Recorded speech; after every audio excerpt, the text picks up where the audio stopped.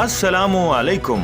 अज दी ताज़ा तरीन ते बहुत वड्डी खबर पंजाबी शायरी ते अदब दे सामीन ते नाजरीन वास्ते एक बहुत वड्डी खबर ते खुशखबरी। लैंदे ते चढ़दे पंजाब दे शायरां दा खूबसूरत इकट्ठा कलाम नवी किताब आ रही है साजियां सोचां। इस दी तरतीब दिती है ताहिर ख्याल होरा ने।